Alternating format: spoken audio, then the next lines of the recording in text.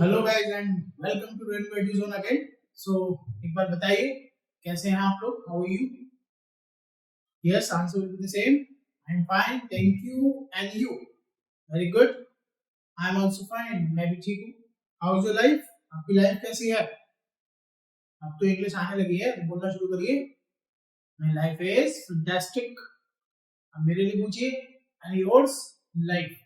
तो my life is also fantastic. मेरी life भी बढ़िया है, बहुत अच्छी है, बिल्कुल ठीक ठाक चल रही है। तो चलिए, अभी तक हमने बहुत सारे टॉपिक्स क्लियर किए। हमने टाइम वर्ड्स के बारे में जाना, we talked about feelings, feelings के बारे में पढ़ा। फिर हमने नो एक्शंस के बारे में पढ़ा। हमने कैपेसिटी के बारे में जाना, कैम के बारे में पढ़ा। बहुत सारे टॉपिक्स हम लोग पढ़ चुके हैं। तो मुझे पूरी उम्मीद है, आई होप कि आप प्रैक्टिस अच्छे से कर रहे हैं, टॉपिक्स को अच्छे से समझ रहे हैं, और कोई भी दिक्कत आ रही है तो आप हमें कॉल भी कर रहे हैं और उसको टॉपिक को क्लियर करने की कोशिश कर रहे हैं। इसके अलावा सबसे जरूरी है स्पीकिंग प्रैक्टिस, जो मैं बार बार बोलता आ रहा हूँ। आपको बार बार बोलने की प्रैक्टिस करनी पड़ेगी। ओके, कोडिंग क्लासेस भी हमने कुछ अरेंज की हैं, तो वो कोडिंग क्लासेस के जरिए आप हमें अपनी वीडियोस भेज सकते हैं, ताकि हम चेक कर पाए कि आप अच्छे से सीख पा रहे हैं नहीं सीख पा रहे हैं। कोई प्रॉब्लम आ रही है तो हम और आपके साथ वर्कआउट कर पाए और आपको मेहनत करा पाए, ताकि हम आपको अच्छी से अच्छी इंग्लिश बोल पाने में सफल हो पाए।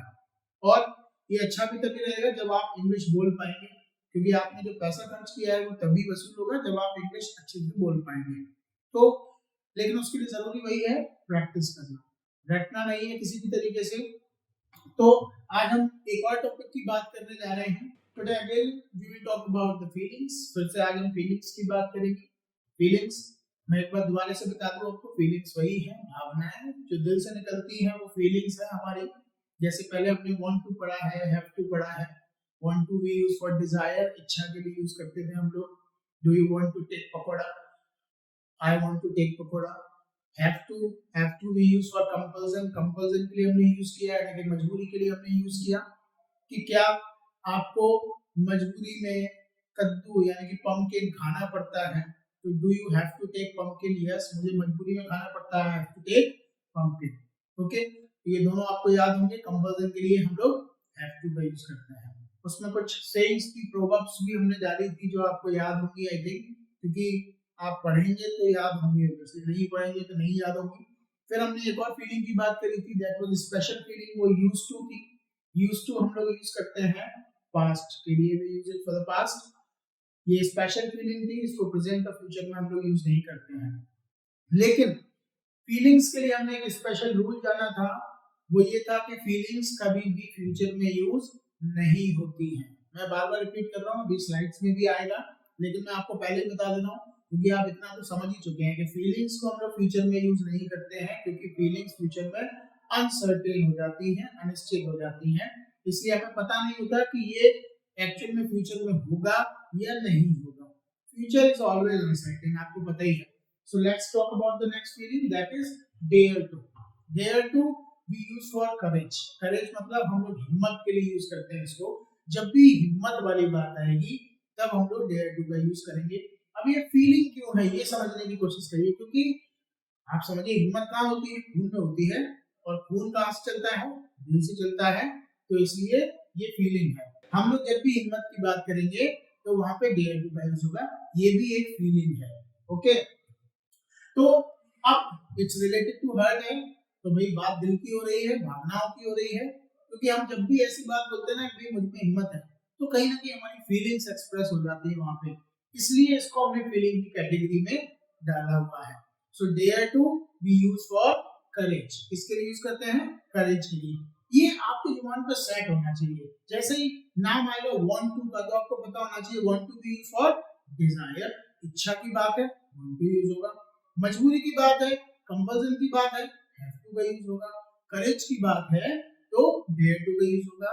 और पास्ट की फीलिंग, जब भी हम लोग पास्ट बचपन की याद कर रहे हैं तो ही यूज्ड टू का यूज होगा। सो अब हिम्मत की बात होगी तो क्वेश्चन किससे बनेगा? डेयर टू से बनेगा। जब इच्छा की बात हो रही थी तो वांट टू से बन रहा था। अब इसको ऐड करना पड़ेगा आपको लैंग्वेज में। इन सारे टॉपिक्स को मिलाकर के अपनी बातों को बनाइए और उनको बोलना शुरू करिए। कम से कम जितना आपने टॉपिक पढ़ लिए एटलीस्ट उतनी बातें तो आप इंग्लिश में बोल ही सकते हैं। अगर उतना भी आपने बोलना शुरू कर दिया है तो यकीन मानिए आप बहुत अच्छे रास्ते पर चल रहे हैं और आप एकदम सही रास्ते को आपने चुना है। तो धीरे धीरे टॉपिक्स आते जाएंगे, आप ऐड करते जाएंगे लैंग्वेज में। एक दिन ऐसा आएगा जब आप परफेक्ट इंग्लिश बोल पा रहे होंगे, क्योंकि आपके पास कंटेंट भी होगा, आपके पास सारे टॉपिक्स होंगे, आपके पास वोकैबुलरी भी होगी। तो क्वेश्चन क्या बनेगा, क्या आप में लड़ने की हिम्मत है? मैंने बताया था करेज, हिम्मत के लिए हम लोग क्या यूज करते हैं, डेयर टू। तो क्वेश्चन डेयर टू से बनेगा, do you dare to fight? क्या आप में हिम्मत है लड़ने की? Do you dare to fight? आपने कहा यस, मुझ में हिम्मत है लड़ने की, तो I dare to fight. Simple सा है, यहाँ भी फीलिंग यूज हो रही है, आई डेयर टू फाइट। और मुझ में हिम्मत नहीं है लड़ने की, तो I do not dare to fight. मुझ में लड़ने की हिम्मत नहीं है तो मना कर देंगे, I do not dare to fight. अब देखिएगा, now again we will use dare to with the different time words. Present के लिए कौन से टाइम वर्ड्स यूज होते हैं, do and does. Okay, does third person के लिए यूज होता है, और जब भी डज आता है तो थर्ड पर्सन में क्या लग जाएगा, यानी कि आंसर जब भी देंगे तो क्या लग जाएगा, एस और ईएस। पास्ट के लिए जो हम टाइम वर्ड यूज करते हैं वो क्या है, डिड का है, यानी कि जब भी आंसर देंगे तो सेकंड फॉर्म का यूज करेंगे। और फ्यूचर में क्या यूज करते हैं, विल का। लेकिन हम लोग पहले ही पढ़ चुके हैं कि feelings never used in future, we can use in present और पास्ट। केवल प्रेजेंट और पास्ट में हम लोग यूज करते हैं इसको, ये हमने पहले पढ़ा है, want to and have to और used to सभी में। तो अब यहाँ पे फ्यूचर को मैंने काट दिया है, क्योंकि फ्यूचर में तो यूज होगा ही नहीं, हम लोग केवल प्रेजेंट का पास्ट में ही इसको यूज कर सकते हैं। सो डू डज प्रेजेंट के लिए, did for the past, will का यूज होगा नहीं। वही सेम रूल है, क्योंकि फीलिंग्स क्या होता है फ्यूचर में, अनसर्टेन हो जाती है, अनिश्चित हो जाती है, इसलिए हम लोग उसका यूज नहीं कर सकते हैं। Now we will use for the second person. सबसे पहले हम लोग सेकंड पर्सन के बारे में पढ़ लेते हैं। तो प्रेजेंट में हम लोग कैसे यूज करेंगे, लाइक मैंने कहा कि क्या आप में हिम्मत है लड़ने की। अब भाई लड़ने के लिए हिम्मत चाहिए, है ना। अगर कैपेसिटी की बात होगी तो कैन का यूज कर रहे थे। जब मैंने ये पूछा कि क्या तुम लड़ सकते हो, तो कैन का यूज कर रहे थे। लेकिन यहाँ क्या बोल रहे हैं, क्या तुम में हिम्मत है लड़ने की। लड़ सकते हो नहीं सकते हो ये अलग बात है, बहुत से लोगों में हिम्मत नहीं होती लेकिन फिर भी लड़ लेते हैं वो। ओके, बहुत से लोगों में हिम्मत होती है फिर भी नहीं लड़ पाते हैं। तो कैपेसिटी एक अलग चीज है, लेकिन यहाँ हिम्मत की बात हो रही है। तो मैंने पूछा क्या आप में हिम्मत है लड़ने की, तो यहाँ पे फीलिंग कौन सी यूज होगी, डेयर टू। तो क्वेश्चन बनेगा, do you dare to fight, यानी कि क्या आप में हिम्मत है लड़ने की, do you dare to fight. आपने आंसर दिया कि हाँ मुझ में हिम्मत है लड़ने की, तो आंसर क्या होगा, आई डेयर टू फाइट। मुझ में हिम्मत है लड़ने की, आई डेयर टू फाइट। और मुझ में हिम्मत नहीं है लड़ने की, तो I do not dare to fight. ये प्रेजेंट के लिए है, I do not dare to fight. Dare to का यूज करना है, डेयर टू क्या है ये, डेयर। तो I do not dare to fight. Now we talk about the past. Past के लिए बात करते हैं, केवल सेकंड पर्सन की बात कर रहे हैं। ओके, थर्ड पर्सन की बात तो बाद में करेंगे। तो for the past we said कि क्या आप में हिम्मत थी। भाई कल की भी बात हो सकती है कि भाई मुझ में कल तो हिम्मत थी लेकिन आज मेरी तबीयत खराब है, आज मुझ में हिम्मत नहीं है, ऐसा भी तो हो सकता है। तो क्या आपके अंदर हिम्मत थी लड़ने की, तो क्वेश्चन क्या बनेगा, did you dare to fight, did you dare to fight. आपने कहा यस मुझ में हिम्मत थी लड़ने की। अब डिड के साथ क्या यूज होता है, सेकंड फॉर्म यूज होती है। ओके, तो डेयर की सेकंड फॉर्म क्या हो जाएगी, डेयर्ड। केवल ईडी लग जाएगा, सिंपल। अब ई तो पहले से लगा हुआ है तो डी लगा देंगे। मैंने आपको क्या बताया था स्टार्टिंग में कि ज्यादातर शॉर्ट फॉर्म्स ऐसी होती हैं जिनमें ईडी लगा करके काम चल जाता है। तो क्या बनेगा, आई डेयर्ड टू फाइट, यानी कि मुझ में लड़ने की हिम्मत थी। आई डेयर्ड टू फाइट। अगर मुझ में लड़ने की हिम्मत नहीं थी तो क्या बोलेंगे, I did not dare to fight, यानी कि मुझ में लड़ने की हिम्मत नहीं थी। I did not dare to fight. अब ये क्वेश्चन सेकंड पर्सन के लिए पूछा है, तो प्रेजेंट में do you dare to fight, I dare to fight, I do not dare to fight. इनको लिख लीजिएगा ताकि आपको क्लियर हो जाए। मैंने आपको रूल पहले बताया था, लिखा भी हुआ है, कि क्वेश्चन हमेशा सेकंड या थर्ड पर्सन से पूछे जाते हैं और आंसर हमेशा फर्स्ट पर्सन और थर्ड पर्सन ही देते हैं। यानी कि क्वेश्चन अगर सेकंड पर्सन से पूछा जाएगा तो आंसर कौन देगा? फर्स्ट पर्सन देगा। क्वेश्चन अगर थर्ड पर्सन से पूछा जाएगा तो आंसर कौन देगा?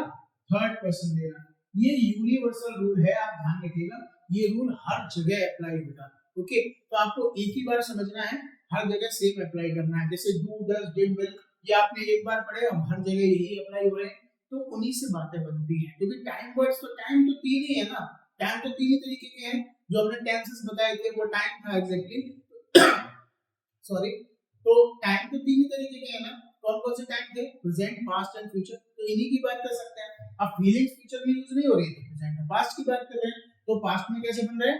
Did you dare to fight? Yes, मुझ में हिम्मत थी, आई डेयर्ड टू फाइट। हिम्मत नहीं थी, I did not dare to fight.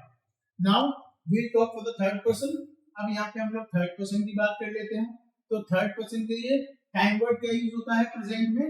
Does. Okay, past में तो सेम ही रहता है, सेकंड फॉर्म लगती है, लेकिन प्रेजेंट में बदल जाता है, प्रेजेंट में डज का यूज करते हैं। तो क्वेश्चन बना कि क्या उसमें लड़ने की हिम्मत है? प्रेजेंट की बात कर रहे हैं, तो क्या उसमें लड़ने की हिम्मत है? क्या तुम में है, क्या उसमें है? तो क्वेश्चन क्या होगा?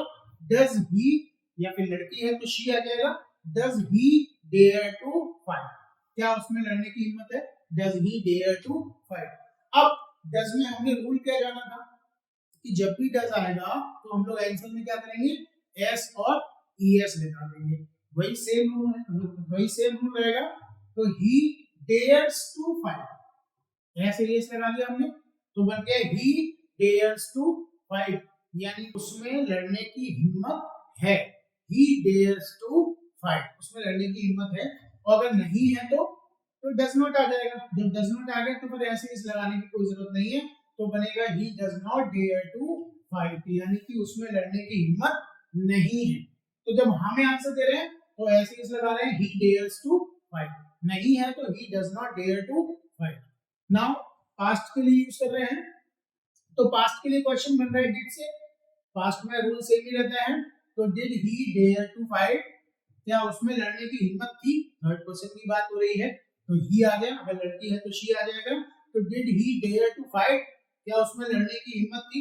आपने कहा यस, उसमें लड़ने की हिम्मत थी, तो ही डेयर्ड टू। अब देखिए फिर से यहाँ पे सेकंड फॉर्म आ रही है, ये यूनिवर्सल रूल है, प्लीज बार बार रिपीट कर रहा हूँ, ध्यान रखिएगा, ये रूल्स आपको समझना बहुत जरूरी है। मैंने पहले ही बताया था, अगर आपको do, does, did, will, action, ING और थर्ड फॉर्म क्लियर हो गया तो आपको इंग्लिश सीखने से कोई नहीं रोक पाएगा। तो इसको बार बार पढ़ना पड़ेगा आपको। तो ही डेयर्ड टू फाइट, यानी कि उसमें लड़ने की हिम्मत थी। ओके, और अगर लड़ने की हिम्मत नहीं थी तो he did not dare to fight, उसमें लड़ने की हिम्मत नहीं थी, हमने मना कर दिया, सिंपल सा। चलिए अब कुछ एक्शंस लेते हैं। सबसे पहले देखिए, आज मैं इस टॉपिक के ऊपर बहुत सारी चीजें आपको बताऊंगा। अभी पहले हम लोग एक्शंस को कंप्लीट करेंगे, फिर उसके बाद हम लोग देखिए कैसे अपनी बातों को मर्ज कर सकते हैं, आप समझिएगा। अब यहीं पर देख लीजिए आप, एक सिंपल सा एक्शन है, touch the naked wire. Touch the naked, ये नेकेड है, naked, naked, touch the naked wire, touch माने छूना, touch the naked wire, naked मतलब नंगा, तो नंगे तार को छूना। अब क्या आपकी हिम्मत है नंगे तार को छूने की? भाई कितनी भी हिम्मत हो, ठीक है, हम मना ही करेंगे, क्योंकि ये तो बेवकूफी हो जाएगी ना अगर मैं नंगे तार को छूऊंगा। नंगा तार मतलब अगर कोई तार करंट का है तो जाहिर सी बात है मुझे उसमें झटका लग जाएगा। ओके, तो भाई मुझे प्रॉब्लम हो जाएगी। तो इसलिए मैंने कहा कि क्या आप में हिम्मत है नंगे तार को छूने की? Do you dare to touch the naked wire? क्या आप में हिम्मत है नंगे तार को छूने की? आपने कहा नहीं, मेरे अंदर हिम्मत नहीं है भाई ऐसी। तो I do not dare to touch the naked wire, I do not dare to touch the naked wire. मैंने कहा कि क्या उसमें हिम्मत है, तो does he dare to touch the naked wire? क्या उसमें हिम्मत है तार को छूने की, नंगे तार को छूने की? Does he dare to touch the naked wire? Answer दीजिए। आप सपोज करिए कि उसमें हिम्मत है, तो आंसर क्या होगा? He dares to. Very good, he dares to. अगर आंसर दिया है आपने तो बहुत अच्छी बात है, लेकिन आंसर नहीं दिया है तो प्लीज कोशिश कीजिए मेरे साथ बोलने की, he dares to touch the naked wire. अब सपोज करिए मैं इसी एक्शन को यहाँ फीलिंग डेयर टू और एक और फीलिंग हम लोग इसके साथ मर्ज कर रहे हैं, वो है यूज टू। सपोज करिए मैंने कहा कि भाई क्या आप में हिम्मत हुआ करती थी नंगे तार को छूने की। अब हुआ करती थी तो दो फीलिंग आ रही है। हुआ करती थी मतलब कंटिन्यूटी की बात आ रही है पास्ट की, तो वहां पे यूज टू का यूज होगा, और हिम्मत भी आ रही है साथ में तो डेयर टू भी यूज होगा। ऐसे करके हमारी बातें बनना शुरू होंगी। आपको क्या लग रहा है, टॉपिक्स जब हम पढ़ते जाएंगे तो हम इन टॉपिक्स को मर्ज करके अपनी बातें बनाते जाएंगे, और वही हमारी इंग्लिश स्पीकिंग लास्ट में हो जाएगी, और हमारी इंग्लिश इसी से बनेगी। हम लोग क्या करते हैं, इंग्लिश में बातें ही तो करनी है हमें लोगों से, इट्स वेरी सिंपल। तो बातें करने के लिए हमें क्या चाहिए, टॉपिक्स चाहिए, वोकैबुलरी चाहिए, वो मैं आपको दे रहा हूँ। अच्छी इंग्लिश बोलने के लिए प्रोनाउंसिएशन चाहिए, प्रोनाउंसिएशन आ जाएंगे। अब रह जाता है आपका हेजिटेशन वाला पार्ट। तो हेजिटेशन के लिए हमने आपको वीडियोस के लिए बोला है कि आप अपनी वीडियोस रिकॉर्ड करके हमें भेजिए। बहुत सारे क्लासेस हम ऐसे रख रहे हैं जिससे आप वीडियो भेजेंगे तो उससे आपकी हेजिटेशन रिमूव होगी। प्लस शीशे के सामने खड़े हो जाइए, सबसे अच्छा तरीका है। शीशे के सामने खड़े होकर के अपने टॉपिक के बारे में बोलिए, लैंग्वेज को बोलिए, कुछ भी इंग्लिश में बोलिए। इससे क्या होगा, अपनी आंखों में देख करके बोलेंगे तो आपकी हेजिटेशन ऑटोमेटिकली रिमूव होती जाएगी। लेकिन ये करना पड़ेगा, आपको प्रैक्टिस करनी पड़ेगी इसकी। तो क्वेश्चन क्या बनेगा, यहाँ पे दो फीलिंग यूज हो रही है, तो क्वेश्चन बनेगा डिड से, क्योंकि यूज टू का यूज केवल पास्ट में होता है, लेकिन डेयर टू का तो पास्ट में भी हो सकता है, प्रेजेंट में भी हो सकता है। तो हम लोग क्वेश्चन डिड से ही स्टार्ट करेंगे। तो मैंने कहा कि आप में हिम्मत हुआ करती थी, तो क्वेश्चन बनेगा did you use to dare to. अब देखिए दो फीलिंग आ गई, एक यूज टू, एक dare to. Did you use to dare to, अब यहाँ पे एक्शन वही है, touch the naked wire. Short में लिख दिया मैंने, आप समझ लीजिएगा। Did you use to dare to touch the naked wire, क्या आपने हिम्मत हुआ करती थी। आंसर आपको देना है, आंसर देके बताइए। आपने कहा यस मुझ में हिम्मत हुआ करती थी। अगर हिम्मत हुआ करती थी सपोज करिए, तो हम लोग क्या बोलेंगे, आई। अब पहली फीलिंग कौन सी है, यूज टू, तो यहाँ पे यूज्ड हो जाएगा क्योंकि पास्ट में सेकंड फॉर्म आएगी। तो आई यूज्ड टू, फिर डेयर टू। देखिए दो फीलिंग आ रही है। अब हमने दोनों फीलिंग अलग अलग जगह पढ़ी, लेकिन यहाँ मर्ज हो रही है। तो I used to dare to touch the naked wire, मुझ में हिम्मत हुआ करती थी। अगर मना करना हो तो क्या बोलेंगे, I did not use to dare to touch the naked wire, क्योंकि वहां सेकंड फॉर्म नहीं आएगी, क्योंकि डिड नॉट आ जाएगा। तो I did not use to dare to touch the naked wire, यानी कि मुझ में हिम्मत नहीं हुआ करती थी नंगे तार को टच करने की। आई होप ये आपको एग्जांपल समझ में आ गया होगा। इसको नोट डाउन कर लीजिएगा, लिख लीजिएगा, ताकि आप इसी तरीके से अपनी बातों को बना पाए। मैंने आपको एग्जांपल देकर समझाया कैसे अपनी बातों को बड़ा कर सकते हैं। चलिए नेक्स्ट है आंसर योर फादर बैक, यानी कि अपने पापा को उल्टा जवाब देना। अब भाई इस चीज की हिम्मत तो किसी में नहीं होगी, पापा को उल्टा जवाब देंगे, इससे अच्छा तो ये नंगा तार छोड़ो। पापा को उल्टा जवाब देने का मतलब है पापा बहुत मारेंगे, बुरी तरीके से मारेंगे। ओके, तो भाई ये हिम्मत किसी में नहीं है। तो मैंने कहा क्या आप में हिम्मत है, do you dare to answer your father back, अपने पापा को उल्टा जवाब देने की हिम्मत है, नहीं है। I do not dare to answer my father back, क्या उसमें हिम्मत है, भाई उसमें भी नहीं है। या उसमें हिम्मत है, सपोज करिए वो बहुत ज्यादा ब्लंट है, अपने फादर को उल्टा जवाब देता है, तो उसमें हिम्मत है। तो he dares to, he dares to, क्योंकि वहां पे एस लग जाएगा थर्ड पर्सन के लिए प्रेजेंट में, तो बनेगा he dares to answer his father back, अपने पापा को देना तो his father back. Okay, now fight with hooligans. Hooligans आपने पहले पढ़ा है, मैंने आपको बताया था, शायद आपको पिछले एक्शंस में आया था ये हूलिगन्स। हूलिगन्स क्या होते हैं, छोटे मोटे बदमाश, गली मोहल्ले के बदमाश जो होते हैं उनको हूलिगन्स बोलते हैं। तो क्या आप में हिम्मत है हूलिगन्स से लड़ने की, do you dare to fight with hooligans, answer दीजिए। I dare to fight with hooligans, यानी कि मुझ में हिम्मत है, उसमें नहीं है। लेकिन he does not dare to fight with hooligans, होलीगन्स। अब इसी को ऐसे बोल के बताइए कि मुझ में हिम्मत हुआ करती थी होलीगन से लड़ने की, बदमाशों से लड़ने की, तो क्या बनेगा? I used to dare to fight with hooligans. Okay, यानी कि मुझ में बदमाशों से लड़ने की हिम्मत हुआ करती थी। आई होप आपको समझ में आ रहा होगा। मैं आपको इसीलिए हर एक एक्शन पे पूरा एलेबरेट करके बताता हूँ, सारे बोल बोल के बताता हूँ, ताकि आप मेरे साथ बोलें। आपको बोलना पड़ेगा बार बार, जितना ज्यादा बोलेंगे उतनी ही इंग्लिश अच्छी होगी, ध्यान रखिएगा। ओके, धीरे धीरे अच्छी तो हो ही रही है। तो इंग्लिश में हम लोग बोलते हैं my English is increasing gradually.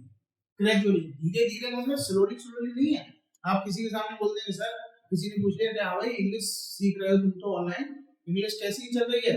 तो आपने बोला बस धीरे धीरे अच्छी चल रही है, स्लोली स्लोली बढ़ रही है, स्लोली स्लोली इंक्रीजिंग, ऐसे करके नहीं, स्लोली स्लोली कुछ नहीं होता है। ओके, तो धीरे धीरे के लिए हम लोग बोलते हैं ग्रेजुअली। इसको आप नोट डाउन करिएगा। ये वर्ड है GRADUALLY। मैं एक बार और रिपीट कर देता हूँ, GRADUALLY। इसको बोलते हैं इंग्लिश में ग्रेजुअली। मैंने हिंदी में लिख रखा है, आप पढ़ सकते हैं ग्रेजुअली। तो मेरी इंग्लिश धीरे धीरे अच्छी हो रही है, यानी कि बढ़ रही है, तो क्या बोलेंगे? My English is increasing. Increasing मतलब बढ़ रही है। My English is increasing gradually. I hope ये आपको समझ में आया होगा। Now we talk about the next action. अब एक और एक्शन लेते हैं। मैंने कहा कि क्या आप में हिम्मत है, बहुत अच्छा एक्शन है। ट्राई टू अंडरस्टैंड, बहुत ज्यादा बोला जाता है और बहुत अच्छा एक्शन है। तो वी से कि रेज योर वॉइस अगेंस्ट। क्या आप में हिम्मत है आवाज उठाने की अत्याचारों के खिलाफ? तो do you dare to, question क्या बनेगा? यहाँ पे लिख देता हूं मैं, डू यू, इसको शॉर्ट में लिख देता हूँ, चलिए थोड़ा, do you dare to raise your voice against atrocities. अब एट्रोसिटीज क्या होते हैं? अत्याचार। अत्याचार मतलब पुलिस के अत्याचार हो सकते हैं। पुलिस तो देखा होगा आपने, ठीक है? पुलिस तो जब मारती है तो जबरदस्ती उगलवा देती है कि हाँ भाई बोल तू ही चोर है, बोल तू ही चोर है। बोलना पड़ता है कि भाई मैं ही चोर हूँ, है ना? जैसे एक बार एक कंपटीशन हुआ, बहुत सारे जगह की पुलिस बुलाई गई और बहुत सारे देशों की पुलिस जो है वो अपने अलग अलग जंगल में गई और वहां पे उनको एक भालू ढूंढ के लाना था। तो कोई गया, वो उसको 10 दिन लग गए, वो नहीं ढूंढ पाया, ठीक है? कोई गया, उसको 15 दिन लग गए, वो नहीं ढूंढ पाया। लास्ट में इंडिया की पुलिस गई। इंडिया की पुलिस गई और जाकर के वहां पे 10 दिन के भीतर वो पकड़ के लाए किसी को। तो उन्होंने कहा भाई ये भालू तो है नहीं, कि ये तो शेर है, तुम शेर को पकड़ लाए, भालू को पकड़ के लाना था। उन्होंने कहा नहीं नहीं ये भालू ही है। उन्होंने जब शेर को 4 डंडे मारे तो वो शेर जोर जोर से चिल्लाने लगा, हाँ मैं ही भालू हूँ, हाँ मैं ही भालू हूँ। सो दैट इज कॉल्ड अत्याचार। ये पुलिस के अत्याचार है। जब पुलिस मारती है तो अच्छे अच्छे सच उगलवा लेती है, और ये अच्छा भी है। पुलिस को ऐसा करना भी चाहिए, क्योंकि पुलिस का डर होना बहुत जरूरी है। जब तक पुलिस का डर है लोगों के मन में, तब तक क्राइम रेट बहुत कम चल रही है। जिस दिन पुलिस का डर लोगों के मन से निकल जाएगा, उस दिन क्राइम बहुत ज्यादा बढ़ जाएगा। फिर तो लोग सोचेंगे नहीं ठीक है पुलिस है ही नहीं, पुलिस कुछ करती नहीं है। लेकिन हमारे देश की पुलिस है, वो बहुत अच्छा काम करती है, तभी क्राइम रेट इतना कम रखे हुए हैं। सो वो तो मैंने आपको एक जोक सुनाया just. So we said, do you dare to raise your voice against atrocities? क्या आप में हिम्मत है अत्याचारों के खिलाफ आवाज उठाने की? तो आप समझिएगा, इसको एट्रोसिटीज होते हैं अत्याचार। ओके, इस वर्ड को आपको लिखना है और याद करना है। ओके, पूरा वर्ड है रेज।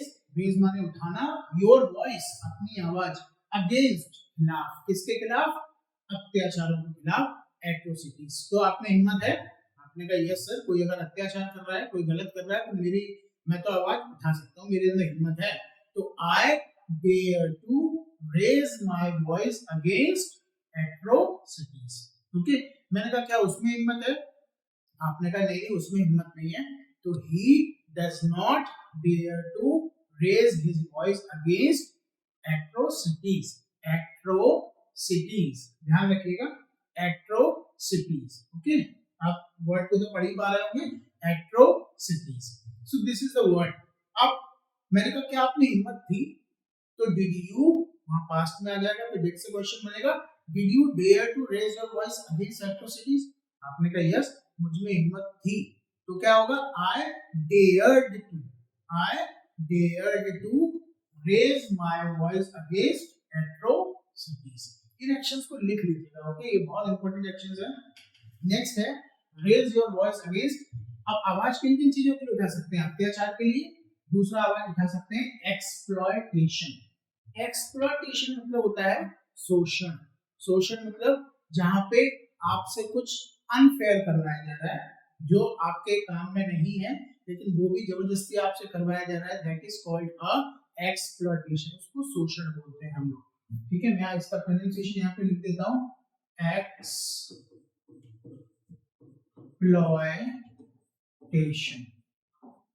ओके।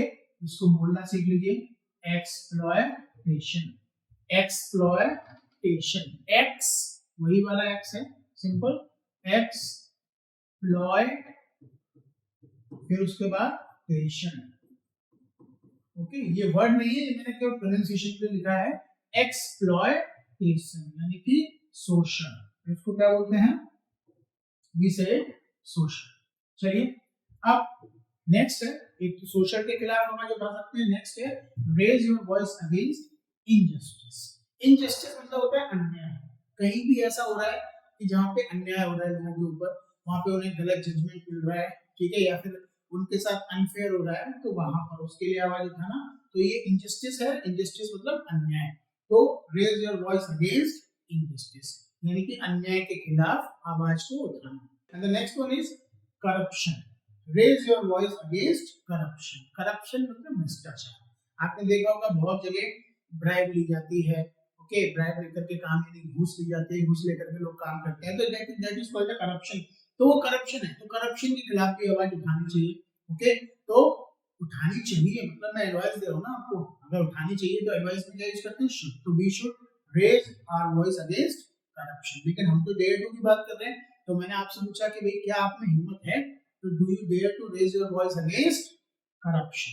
आपने कहा यस सर मुझ में हिम्मत है, तो I dare to raise my voice against corruption, यानी कि मुझ में अन्याय के खिलाफ, सॉरी, या फिर भ्रष्टाचार के खिलाफ, या फिर एक्सप्लॉयटेशन शोषण के खिलाफ, या फिर एट्रोसिटीज के खिलाफ आवाज उठाने की हिम्मत है, तो आई डेयर।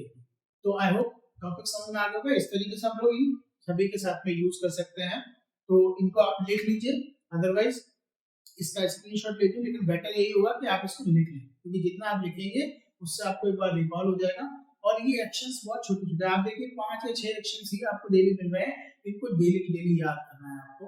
इससे आपकी वोकैबुलरी स्ट्रांग हो जाएगी और आपके पास वर्ड्स होंगे बोलने के लिए, आप किसी के सामने भी वर्ड्स को बोल पाएंगे। देखिए छोटी छोटी जो वोकैबुलरी है, play, go, come, sit, okay, stand, sleep, this is the vocabulary, आपको जनरली पता होती है। अगर नहीं पता है तो इसके लिए भी हमने अपने नोट्स डाले हुए हैं, आप वो नोट्स डाउनलोड करके उनका प्रिंट आउट ले सकते हैं और जो छोटी मोटी वोकैबुलरी है उनको याद कर सकते हैं। लेकिन मुझे लगता है कि ये वोकैबुलरी जनरली सभी को पता होती है, तो उसकी बहुत ज्यादा जरूरत नहीं पड़ती है हमको, लेकिन ये थोड़ी हायर वोकैबुलरी जो हर किसी को नहीं पता होती है, तो ये आपको याद करने की जरूरत पड़ेगी। ओके, द नेक्स्ट इज, मैंने कहा कि एक वर्ड है दैट इज क्रेमेटोरियम। इसको बोलते हैं, मैं लिख देता हूं यहाँ पे, ये है क्रीमेटोरियम। क्रीमेटोरियम मतलब होता है शमशान घाट, ओके। तो मैंने कहा कि क्या आप में हिम्मत है शमशान घाट जाने की रात को अकेले। अब मुझे बताइए, do you believe in ghost? क्या आप भूतों में मानते हैं कि भूत होता है? बहुत सारे लोग विश्वास करते हैं, बहुत सारे लोग नहीं मानते हैं, बट जनरली ये थोड़ा सा मन का वहम भी होता है लोगों का। कुछ लोग थोड़ा ज्यादा इन सब चीजों की तरफ भागते हैं, तो ज्यादा इन सब चीजों को मानते हैं। अदरवाइज आप विश्वास ना करें तो अच्छा है, ओके। तो लेकिन ये कहावत कही जाती है कि वी से कि बिना चिंगारी के धुआं नहीं उठता। तो वी से इन इंग्लिश कि there is no smoke without fire, यानी कि बिना चिंगारी के धुआं नहीं उठता। ऐसे बड़े बुजुर्ग बोला करते थे ना कि भाई कुछ ना कुछ तो तुमने गलत किया होगा, तभी इसका तुम्हें ये भुगतने को मिला है परिणाम। तो इसका मतलब है बिना चिंगारी के धुआं नहीं उठता, यानी कि आप कुछ तो करते हैं तब उसका रिजल्ट आपके सामने आता है। तो we say it in English, there is no smoke without fire. Smoke माने धुआं होता है और स्मोक माने सिगरेट पीना भी होता है। तो there is no smoke without fire. एक बार बोल करके देखिए, there is no smoke without fire. एक बार फिर से बोलिए, there is no smoke without fire. मेरे साथ बोलिए, there is no smoke without fire, यानी कि बिना चिंगारी के धुआं नहीं उठता। तो वी से गो टू क्रीमेटोरियम। ओके, देखिएगा शमशान घाट जाना। तो क्या आप में हिम्मत है रात को अकेले शमशान घाट जाने की, मिडनाइट अलोन? ओके, तो पूरा क्वेश्चन क्या बनेगा, do you dare to go to crematorium at midnight alone. सुनने में ऐसा लग रहा होगा बहुत लंबा सा सेंटेंस है, लेकिन बहुत सिंपल सा है। हिम्मत की बात हो रही है, डेयर टू यूज हो रहा है। प्रेजेंट की बात हो रही है, डू का यूज कर रहे हैं। क्वेश्चन आपसे पूछा जा रहा है, सेकंड पर्सन से पूछा जा रहा है, तो यू का यूज हो रहा है। एक्शन क्या है, गो टू और क्रीमेटोरियम। क्रीमेटोरियम क्या है, जगह का नाम है, तो नो एक्शन है। तो गो टू क्रीमेटोरियम, रात को अकेले एट मिडनाइट अलोन। तो पूरा क्या बनता है, do you dare to go to crematorium at midnight alone. आपने कहा यस, मुझमें हिम्मत है, तो आंसर क्या होगा, I dare to go to crematorium at midnight alone. Okay, और अगर हिम्मत नहीं है तो I do not dare to go to crematorium at midnight alone. दूसरा है ग्रेवयार्ड। एक होता है शमशान घाट जहां पे बॉडी को जलाया जाता है, एक है ग्रेवयार्ड जहां पे बॉडी को दफनाया जाता है। तो मैंने कहा क्या उसमें हिम्मत है रात को अकेले कब्रिस्तान जाने की, तो क्वेश्चन क्या बनेगा, does he dare to go to graveyard at midnight alone. Does he dare to go to graveyard at midnight alone. आपने कहा यस, उसमें हिम्मत है, तो ही डेयर्स टू, यहाँ ऐसे यस लग जाएगा, ध्यान रखिएगा, डज के साथ में ऐसे लगता है, तो क्या बनेगा, he dares to go to graveyard at midnight alone. इनको भी लिख लीजिएगा, ये एक्शंस बहुत अच्छे हैं, इंपॉर्टेंट है। चलिए, सो अब कुछ एक्स्ट्रा नेम्स हम लोग देख लेते हैं। अभी तक तो हमने डेयर टू को पढ़ लिया। ओके, हमने एक्शन डेयर टू में एक्शंस यूज करके देखे, बहुत सारे एक्शंस को देखा, और हमने डेयर टू में यूज कर लिया, क्योंकि वो फीलिंग है इसलिए फ्यूचर में यूज नहीं होती है, केवल प्रेजेंट और पास्ट में यूज कर सकते हैं। इसको हमने पास्ट की एक फीलिंग यूज टू के साथ भी यूज करके देखा, लेकिन कुछ एक्स्ट्रा वर्ड्स हैं, जैसे हम लोग बोलते हैं ना, तुम्हारी हिम्मत कैसे हुई मुझे छूने की। आपने मूवीज में देखा होगा, एक्ट्रेस बहुत से टाइम पे बोलती है, एक्टर से बोल देती है या फिर विलेन से बोल देती है, तुम्हारी हिम्मत कैसे हुई मुझे छूने की। तो हम लोग इंग्लिश में बोलते हैं, how dare you touch me. Okay, एक बार बोल के देखिए, how dare you touch me. तुम्हारी, अब इनको आप अदर एक्शंस के साथ भी यूज कर सकते हैं। मैंने कहा तुम्हारी हिम्मत कैसे हुई यहाँ आने की, तो how dare you come here. Action केवल बदल जाएगा, कम हियर, यहाँ आने की, कम हियर, छूने की, touch me. How dare you touch me, क्या बोलते हैं, how dare you touch me. How, ये हाउ नहीं है, ध्यान रखिएगा, इसको बोलते हैं हाउ। हाउ, जैसे हमने पहले पढ़ा था, how are you, how are you नहीं था ना, वो क्या था, हाउ आर यू। वैसे ही है, how dare you touch me. तुम्हारी हिम्मत कैसे हुई छूने की, how dare you touch me. तुम्हारी हिम्मत कैसे हुई मेरा पेन लेने की, बोलिए, पेन लेना, टेक माय पेन, बोलिए, how dare you take my pen. Okay, तुम्हारी हिम्मत कैसे हुई मुझसे बात करने की, तो एक्शन क्या है, टॉक विद मी। अब बोल के देखिए क्या बनेगा, how dare you talk with me. मेरे साथ बोलते रहिए प्लीज। ओके, बी ऑनेस्ट, कोशिश कीजिए ज्यादा से ज्यादा बोलने की। तो how dare you touch me, how dare you come here, how dare you talk with me. तुम्हारी हिम्मत कैसे हुई मुझसे बात करने की। तो ये पहला था, ये आपको केवल लिखना है और थोड़ा सा याद करना है। ये कहीं कहीं जगह पे हम लोग यूज करते हैं, इसलिए मैंने आपको बताया है। ओके, तो इनको लिख लीजिए और इनको धीरे धीरे करके आप रिपीट करेंगे तो आ जाएगा इजीली। नेक्स्ट, डेयर का हम लोग एक जगह और यूज कर लेते हैं फॉर द चैलेंज, चैलेंज के लिए यूज करते हैं। मैंने कहा कि I challenge you to fight with me, मैं तुम्हें चैलेंज करता हूँ मुझसे लड़ने के लिए। कभी कभी आप चैलेंज करने के, मैं तुम्हें चैलेंज करता हूँ मुझसे इंग्लिश में बात करने के लिए। ओके, तो इस तरीके से चैलेंज आप कर पाएंगे जब आप सीख जाएंगे तब, तो वहां पे आप डेयर का यूज करिए। ओके, चैलेंज तो हर कोई यूज कर रहा है, आप डेयर का यूज करिए, थोड़ा इंप्रेसिव लगेगा, थोड़ा अच्छा लगेगा और एक नया तरीका होगा बोलने का। Then you say I dare you to fight with me. Challenge की जगह केवल डेयर लगाना है, I dare you to fight with me. इसको डेयर की जगह आप बोलिए डेयर। ओके, अगर आपको मैंने बोला था बहुत स्लाइड प्रोनाउंस करिए, आपके प्रोनाउंसिएशन भी अच्छे हो जाएंगे। देखिए आफ्टर 3 मंथ्स मैं अगर कभी मुझे मौका मिला then I will be talking to you in English. Okay, अभी क्या है कि मुझे हिंदी में मैं आपको इसलिए पढ़ा रहा हूं because I am teaching you, I am making you understand. मैं आपको समझा रहा हूं कि इंग्लिश में कैसे हमें बात करनी है, इसलिए। लेकिन जब सीख जाएंगे आप then you call me and I will be talking you fluently in English, तो उस समय मजा आएगा आपसे बात करने में। लेकिन फिलहाल समझने की बात है। Then we say I dare you to fight with me. Okay, for the challenge. Next है जब हम लोग दावे करने की बात करते हैं, ठीक है, मैंने कहा मैं दावे से कहता हूँ वो पागल है, तो वहां भी डेयर का यूज करते हैं। आई डेयर से, मैं दावे से कहता हूँ, then we say I dare say that he is mad. मैं दावे से कहता हूँ कि वो पागल है, मैं दावे से कहता हूँ कि वो चोर है। आई डेयर से ही इज थीफ। अब ये क्या है, ये नो एक्शन है, मैड। मैंने आपको बताया था मैड क्या हो गया, क्वालिटी हो गई एक तरीके की, राइट, क्वालिटी हो गई। थीफ क्या हो गया, ये एक तरीके का ऑक्यूपेशन मान लीजिए इसको, भाई वो भी तो एक काम ही है उसके लिए, तो he is thief. So that is called. इस तरीके से हम लोग और यूज कर लेते हैं इनको। Now the practice question. Practice questions को देखिए। मुझ में कार खरीदने की हिम्मत नहीं है, नहीं है प्रेजेंट की बात है। I do not dare to buy, या फिर परचेज लगा सकते हैं, मैंने बताया था बाय की जगह परचेज का भी यूज कर सकते हैं। तो I do not dare to purchase a car. क्या उसमें नंगा तार को छूने की हिम्मत है, ये आप खुद से बनाइए, वेरी इजी। क्या तुझ में अपने पिता को उल्टा जवाब देने की हिम्मत है। ओके, तो यू से क्वेश्चन हो रहा है, answer your father back action है, प्रेजेंट की बात है। You can make it easily. इसका स्क्रीनशॉट पहले ही लीजिए तो ज्यादा अच्छा रहेगा। मुझ में रात को अकेले शमशान घाट जाने की हिम्मत थी। थी मतलब पास्ट की बात आ रही है तो डिड का यूज होगा। शमशान घाट मतलब क्रिमेटोरियम। ओके, क्या उसमें अत्याचार के खिलाफ आवाज उठाने की हिम्मत है। अत्याचार मतलब एट्रोसिटीज, बताया था मैंने आपको, atrocities. Raise your voice against atrocities. So make this sentence.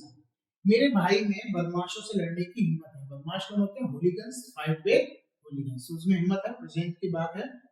तुम्हारी हिम्मत कैसे होगी मुझसे बात करने की, ये वही है, how dare you to talk with me. Same मैंने आपको पहले बना के दिखा दिया है। मैं दावे से कहता हूं कि उसने पेन चुराया था, ये आपको खुद बनाना है। Okay, so try to make this sentence. इसका स्क्रीनशॉट लीजिए, otherwise you can write it down. Video को यहीं पे पॉज करिए और इनको लिख लीजिए, लेकिन इनको बनाइएगा जरूर, क्योंकि जब आप इनको, ये प्रैक्टिस क्वेश्चंस इसीलिए रखे गए हैं, जब आप इनको बनाएंगे तो इससे आपकी एक बार रिकॉल हो जाएगा सब कुछ और आपकी टॉपिक अच्छी तरीके से क्लियर हो जाएगा। लेकिन फिर भी अगर कोई डाउट है then you can call us, आप हमें कॉल कर सकते हैं और हमसे अपने डाउट्स को क्लियर करवा सकते हैं, या वीडियो कॉल कर सकते हैं। अपने ये जो हमने आपको प्रैक्टिस क्वेश्चंस दिए हैं इनको सॉल्व करके आप हमें भेज दीजिए व्हाट्सएप पे, ताकि हम लोग एक बार चेक कर पाए कि आप लोग अच्छे से टॉपिक को क्लियर कर पा रहे हैं नहीं कर पा रहे हैं। तो आई होप कि आपको टॉपिक समझ में आया होगा। So now we will meet in the next class. Till then, goodbye and see you.